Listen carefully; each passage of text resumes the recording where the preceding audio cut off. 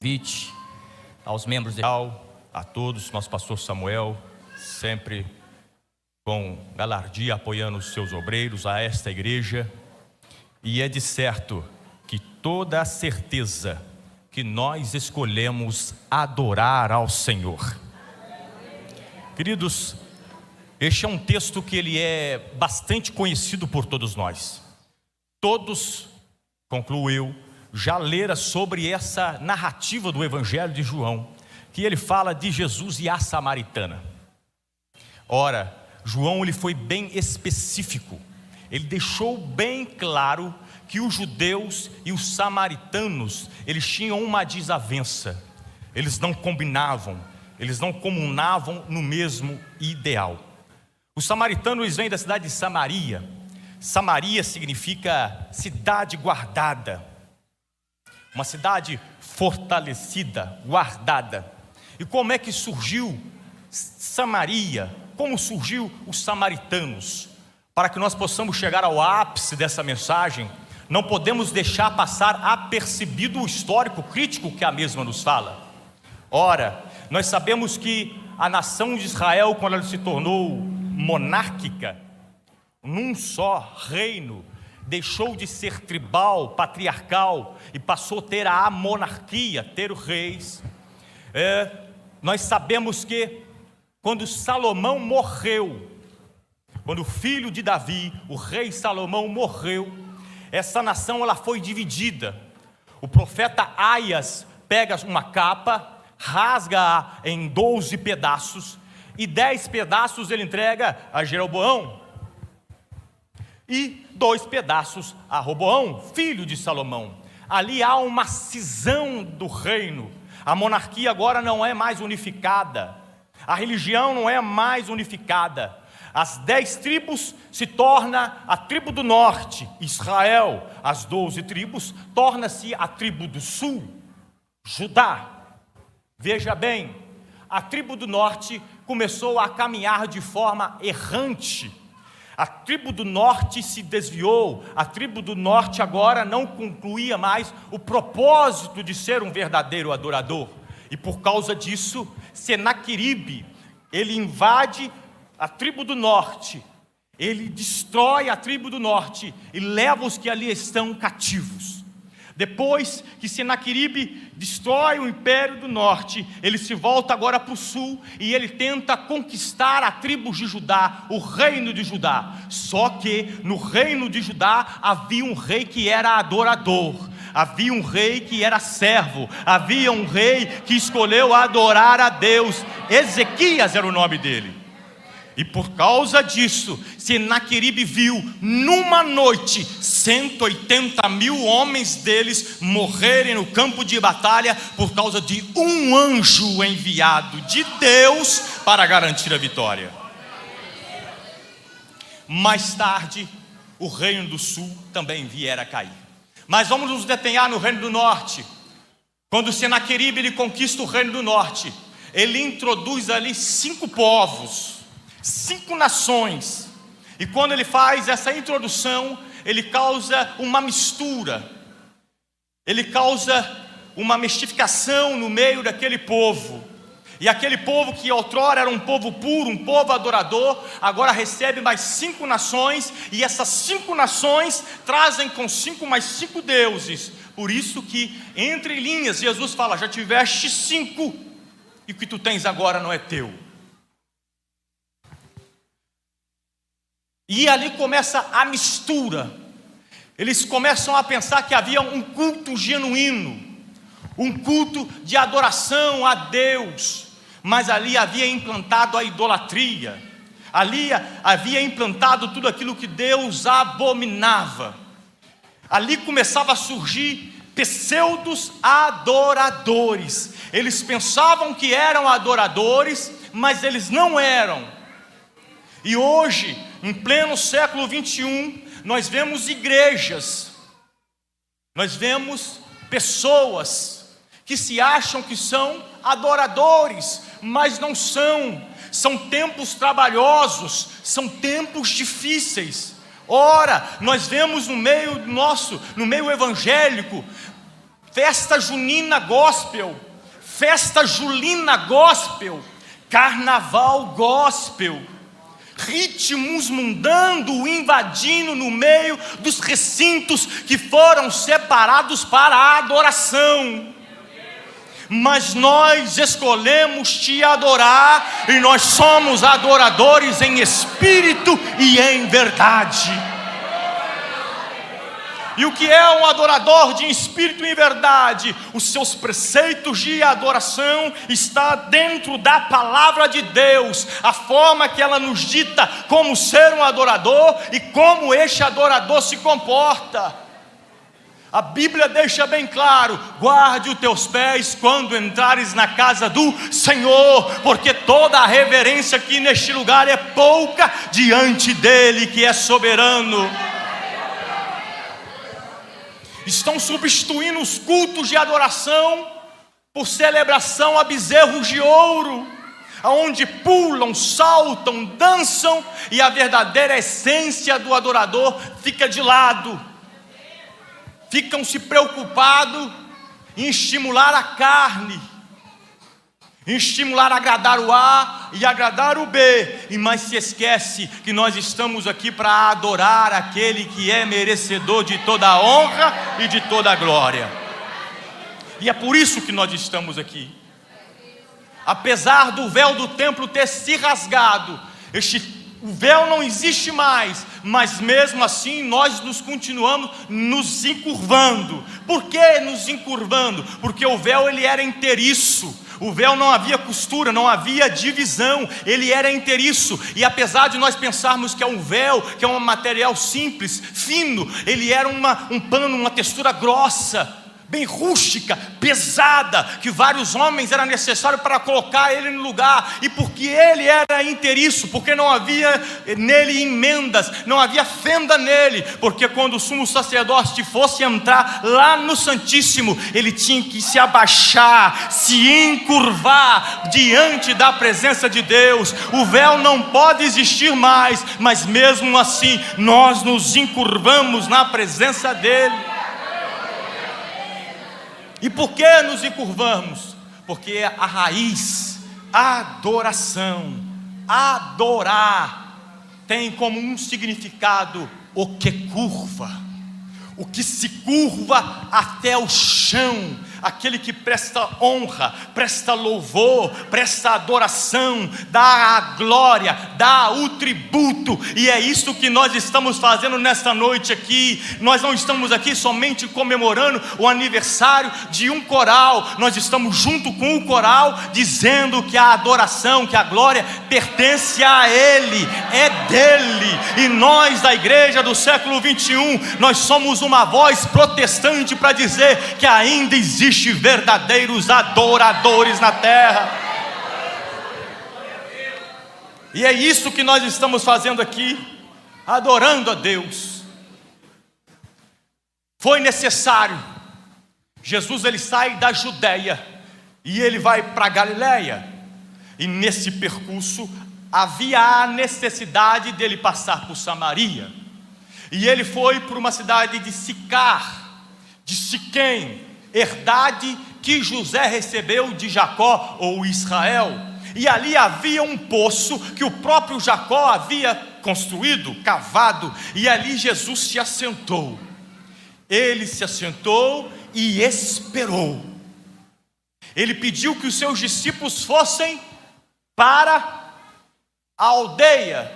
Ele deu uma ordem, ele queria ficar a sós. E de repente o que vem surgindo lá embaixo? Vem uma mulher, uma anônima. A Bíblia não diz o nome dela, mas ela trazia consigo um cântaro. As mulheres do Oriente Médio traziam os cântaros sobre as cabeças, e lá vinha aquela mulher subindo a caminho. Agora imagine comigo, ela levanta os seus olhos e vê um homem assentado no poço. E aquele homem, ele tinha a vestimenta de judeu, ele era um judeu, e estava onde ela ia pegar água. Ela não sabia, mas Jesus tinha um encontro marcado com ela. Talvez você ainda não saiba, mas Jesus tem um encontro marcado contigo aqui neste lugar. Talvez você ainda não percebeu. Levante os seus olhos e veja, Ele está presente aqui. Ele está presente. E ela continua a sua caminhada. Nós não sabemos o que passava no seu coração, mas ela continuou firme. Ela não perdeu o objetivo, ela não saiu do seu alvo. E quando ela se aproximou, Jesus quebra o silêncio e logo a pede: mulher, dai-me de beber. Dai-me de beber.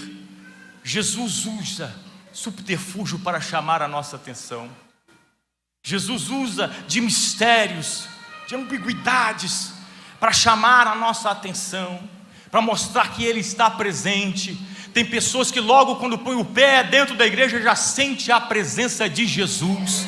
Tem outros que precisam de mais incentivos, mas uma coisa nós temos que concordar: no final deste culto todos nós teremos a certeza que Jesus esteve presente, está falando, está curando, está ministrando no nosso meio.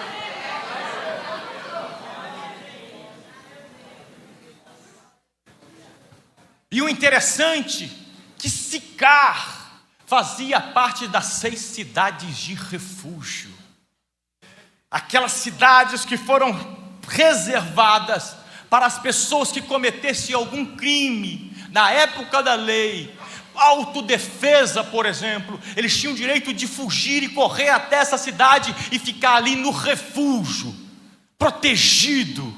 E foi ali em Sicar que a samaritana pôde enxergar que Deus é o nosso refúgio e nossa fortaleza, que ali estava o refúgio de cada um de nós, que estava ali para abraçar, para proteger. E no meio daquele diálogo ela começa refutando: ora, como pode tu, um homem, e este mesmo homem sendo judeu, falando com uma samaritana? E no meio da conversa, que nós sabemos, se tu soubesses, se tu conhecestes o dom de Deus, me pedirias de beber, e eu vos daria a água da vida. Se tu conhecestes o que é o dom de Deus, se tu conheceste o que vos falo contigo. E ela começa a ficar interessada. Jesus começa a causar sede. E ela logo, mais uma vez, ela refuta Jesus e pergunta assim: mas o Senhor não tem nem um cântaro de água? Como é que tu pode pegar água? Não tem nenhum objeto na tua mão? Como tu podes me dar água?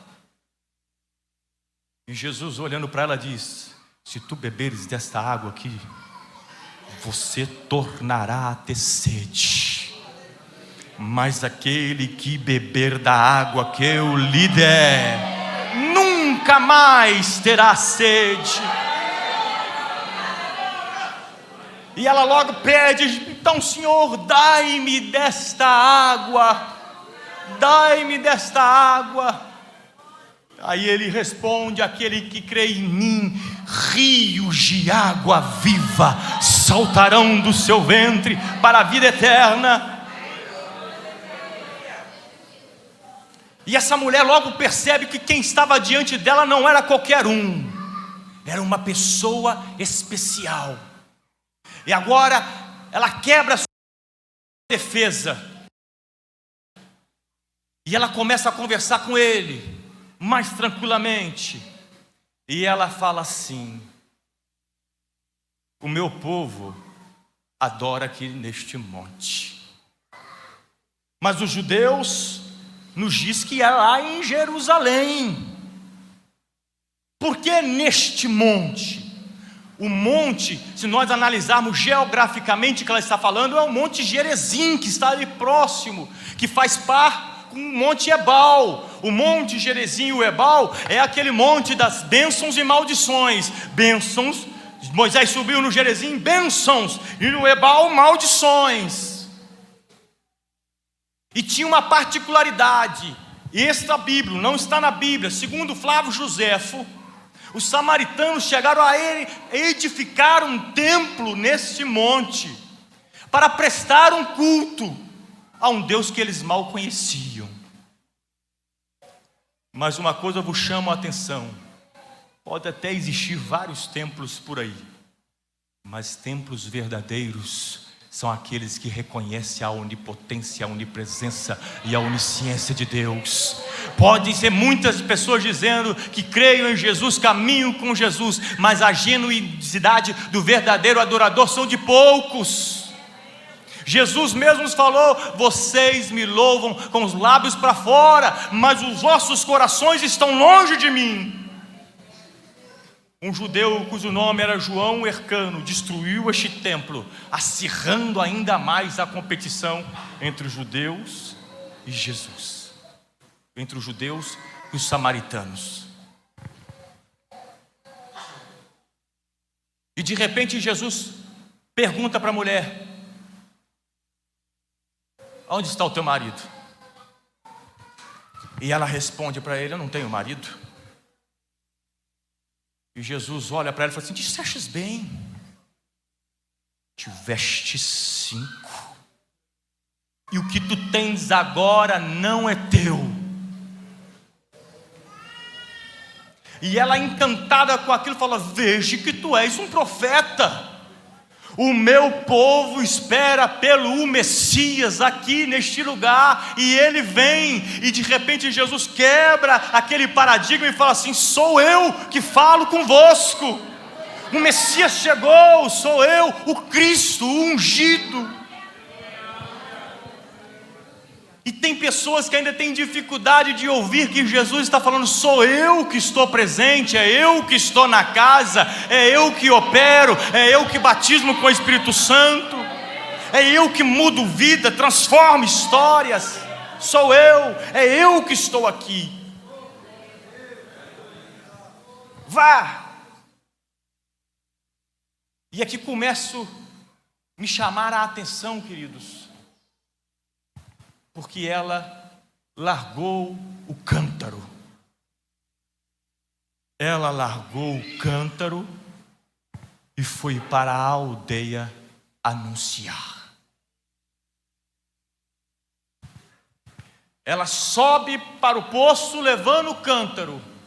Depois que ela tem aquele encontro, depois que ela descobre que aquele que fala com ela é o Messias, ela deixa o cântaro ali e vai. Eu não sei qual é o cântaro que você trouxe nesta noite aqui neste lugar para apanhar a água viva.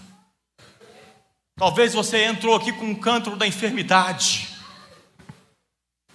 com um cântaro do desemprego, da aflição, da angústia, da provação. Você vem trazendo ele na cabeça, falando assim: hoje eu vou lá no culto porque eu preciso ouvir Deus falar comigo. Eu preciso hoje obter a minha resposta. Eu preciso hoje sair dali aliviado, e vem trazendo o cântaro sobre a cabeça e pensando: como é que eu vou ter que pegar a água?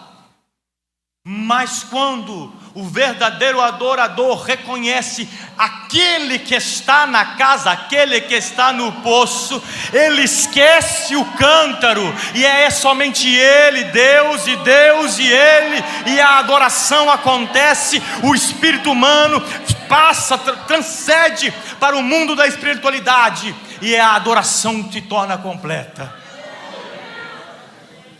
O apóstolo Tiago, ele nos chama a atenção de algo maravilhoso, que ele fala assim: a oração de um justo muito vale em seus efeitos.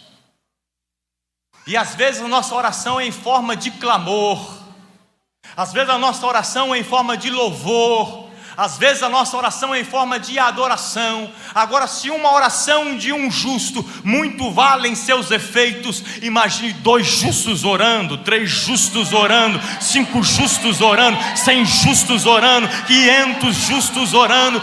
Nós conseguimos mover os céus descem.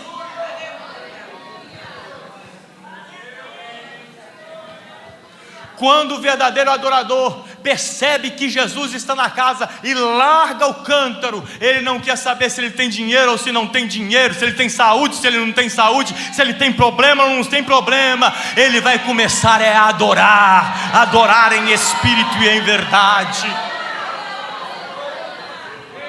E é isso que nós estamos fazendo aqui, adorando aquele que é digno de adoração. Nós estamos nos encurvando. Jesus chamou a atenção uma certa vez, dizendo: o que foste fazer no deserto? Fostes ver um homem vestido de linho? Foste ver um profeta? Ou foi ver um caniço agitado pelo vento? O caniço, a cana, o vento assopra sobre ela, e ela se encurva, e ela se encurva. Há de certo que aqui há uma parábola rabínica que Jesus está ensinando, mas nós vamos trazer no contexto. Quando o vento do Espírito Santo assopra sobre a igreja, nós nos encurvamos diante deles e nos reverenciamos a Ele, que é digno de louvor e adoração.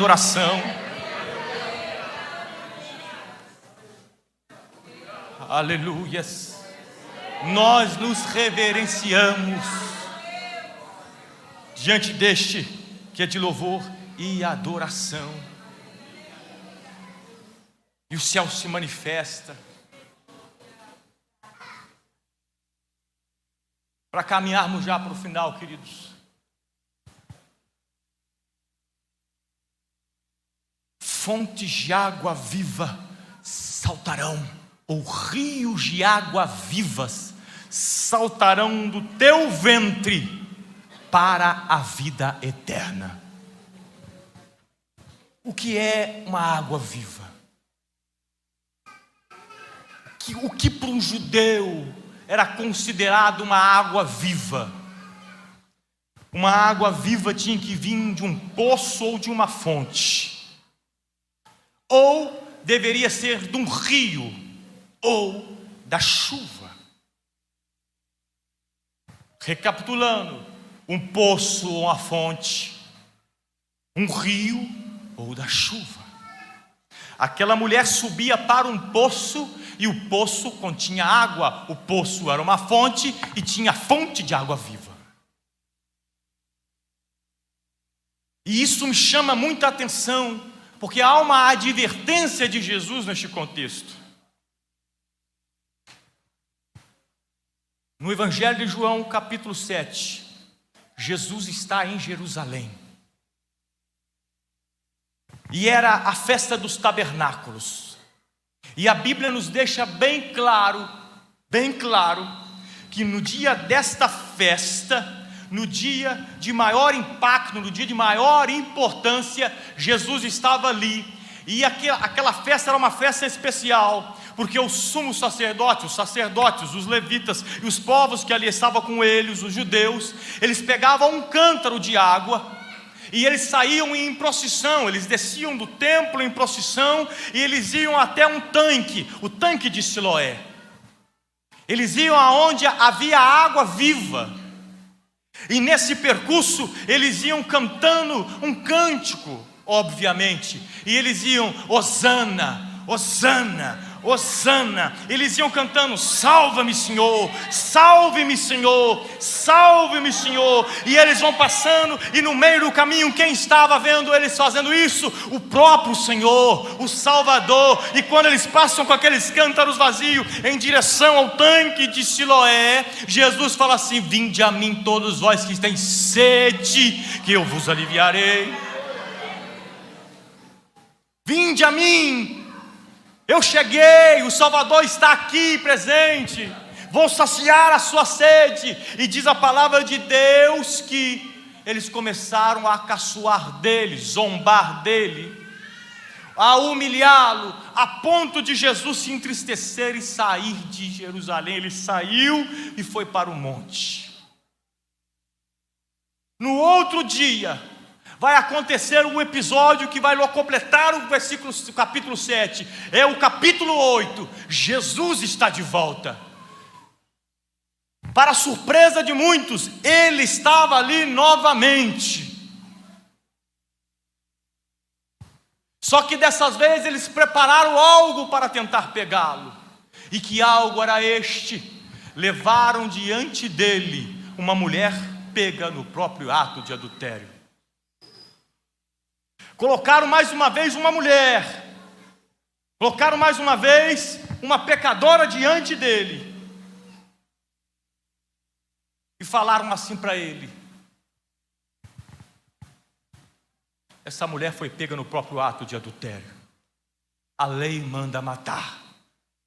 E diz a Bíblia que Jesus se abaixou e começou a escrever na terra, começou a escrever na areia, e ele foi escrevendo, e eles insistiram com ele. Aí Jesus se levanta e, olhando para eles, diz: aquele que não tiver nenhum pecado, atire a primeira pedra. E voltou a escrever na areia e a escrever na terra. E diz a Bíblia que um por um foi saindo, do mais ancião para o mais jovens. Por que do ancião para o mais jovem? O ancião, ele é experiente, ele tem sabedoria, ele tem caminhada, ele tem estrada. E logo quando ele viu que Jesus se abaixou e começou a escrever, ele já percebeu o que estava acontecendo, e eles foram saindo um a um, ficando só Jesus e aquela mulher. Jesus se levanta, olha para ela e pergunta: mulher, aonde estão os teus acusadores? Eles não estão mais aqui? Não. Vá, porque se eles não te condenam, nem eu te condeno. Vá e não peques mais. Mas o que realmente estava acontecendo naquele episódio? Jeremias capítulo 17, versículo 3 nos fala que: ó esperança de Israel, vós que estão longe de Deus, se afastando de Deus, menosprezando Deus, Deus irá escrever o seu nome na terra, porque desprezaram a fonte de água viva. Muitos hoje têm menosprezado a fonte de água viva, mas nós estamos aqui nessa noite porque nós sabemos que a hora vem, e ela já chegou, e é neste momento aonde os verdadeiros adoradores adorarão o Pai em espírito e em verdade.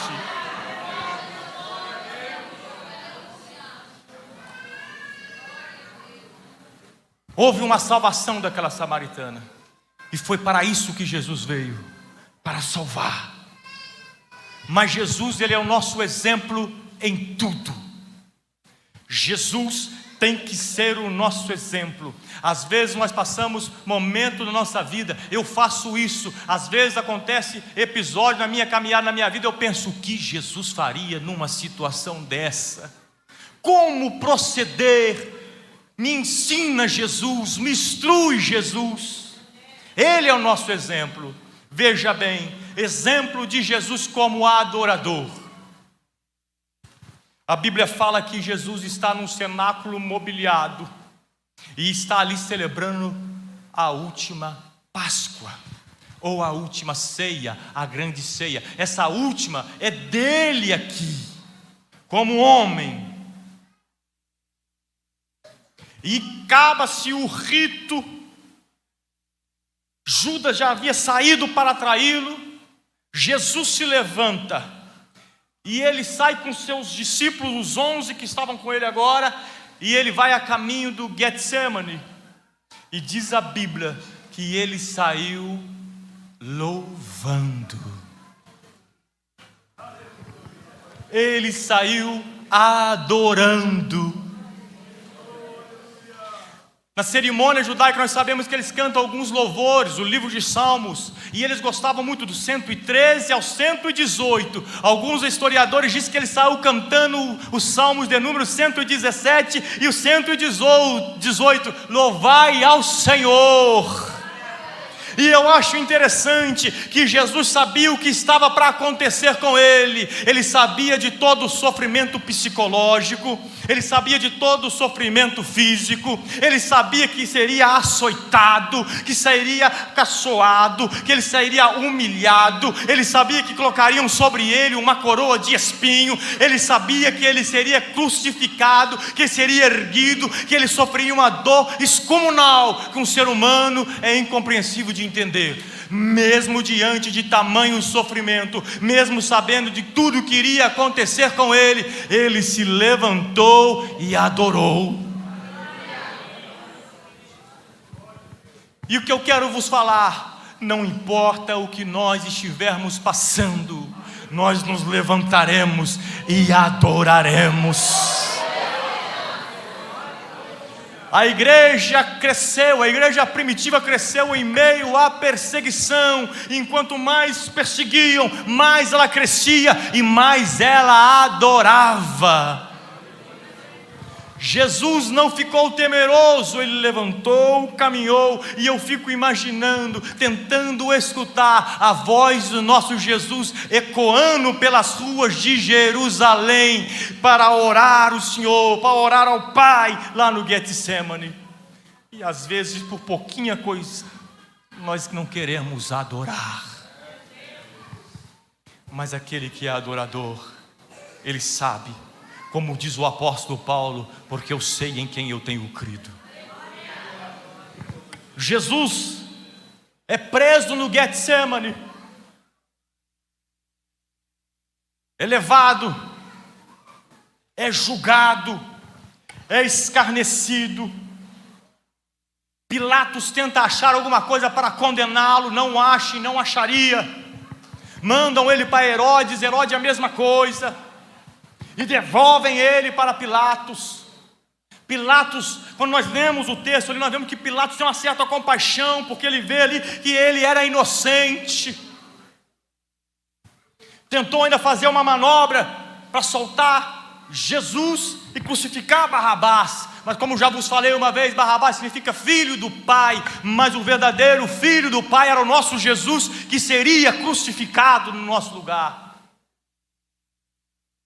Condenaram o nosso Jesus. Os soldados romanos jogavam a capa sobre ele, colocaram a coroa de espinha na cabeça, puseram uma cana na mão dele, tomava aquela cana na mão dele, batia na cabeça dele, depois se encurvavam e reverenciavam ele de uma forma de zombar dele, até que ele sai levando a cruz. E essa cruz não era dele, essa cruz era minha, essa cruz era sua.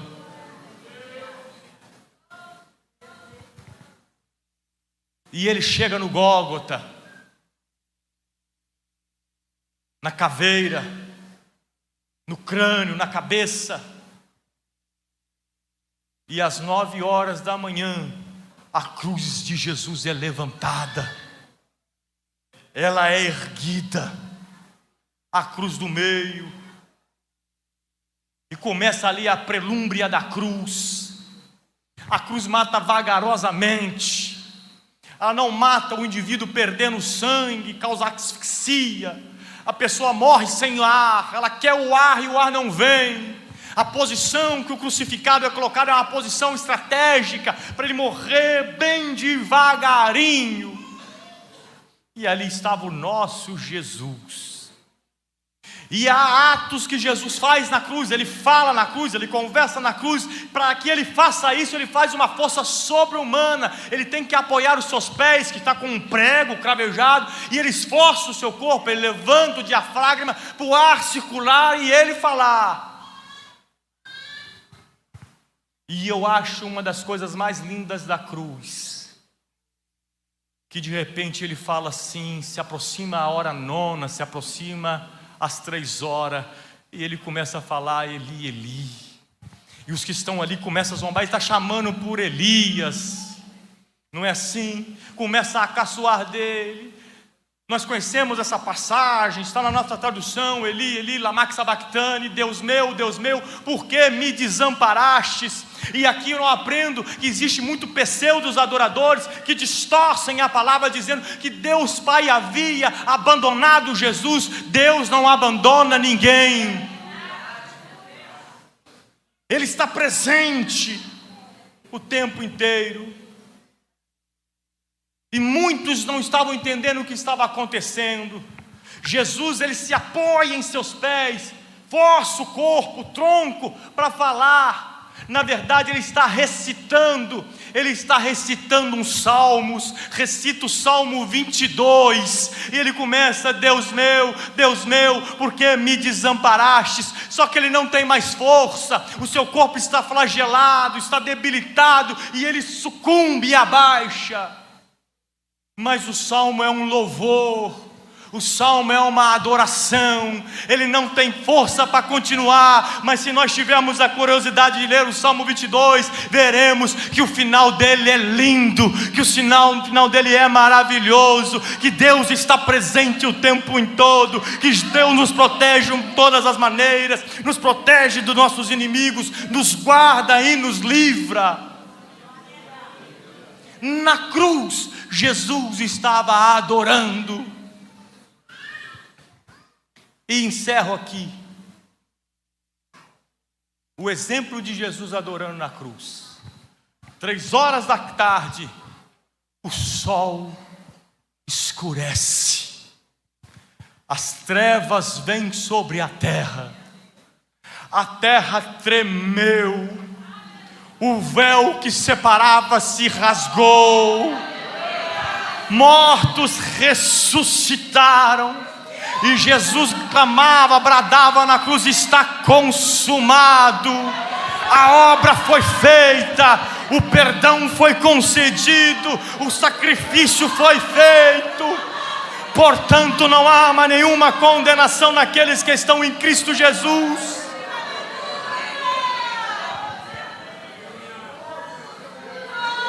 Aleluias, é noite de regozijarmos.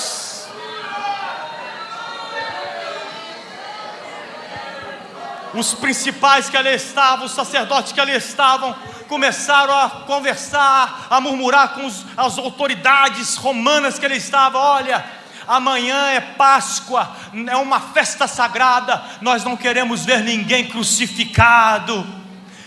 Adiante o sofrimento dele, mate-os mais rápido. Aí foram lá e quebraram a perna do ladrão da direita, correram e quebraram do ladrão da esquerda, ou do malfeitor da esquerda, porque quando se quebra a perna, o ar se extingue de vez e mata rapidamente. Mas quando ele chegou na cruz do meio, ele falou: tem algo diferente aqui, ele já morreu.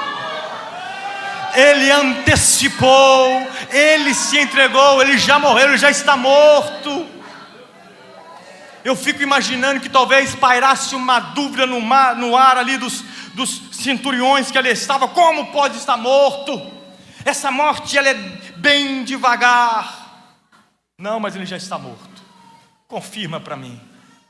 E o centurião vem com uma lança, e ele vai do lado de nosso Jesus, e com essa lança ele profere um golpe e tira a lança.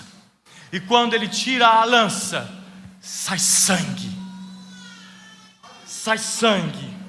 Depois sai sangue e água. Sangue misturado com água. E de repente só sai água. E vai saindo água, vai saindo água. A água viva que nos conduz à eternidade. O rio da água da viva veio do lado de Jesus naquela cruz para nos dar a eternidade.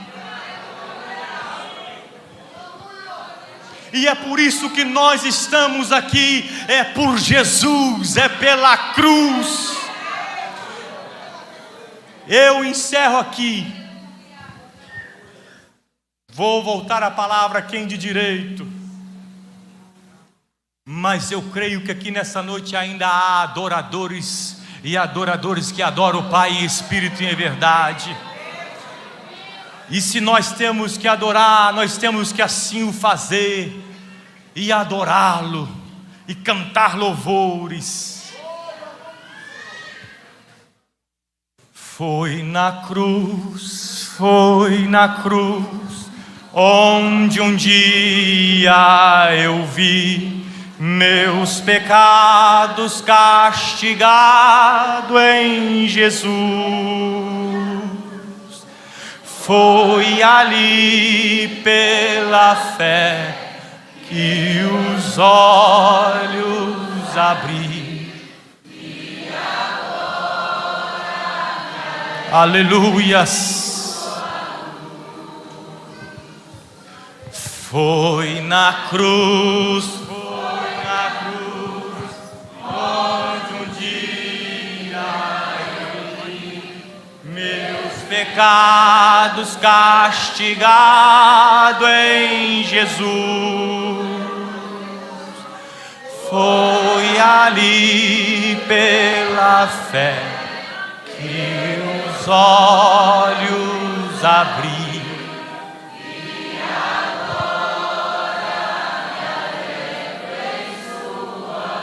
Os irmãos podem continuar. Há alguém nessa noite que não teve um encontro com Jesus ainda. Há alguém que fez como a samaritana, que saiu da sua casa trazendo o seu cântaro e não esperava que Jesus estivesse aqui, mas Ele está aqui nessa noite. Tem alguém que gostaria de voltar para Jesus, talvez seja desviado deste caminho, que gostaria de estar cantando conosco, que foi na cruz que a fonte de água viva jorrou para a eternidade. Foi na cruz onde um dia eu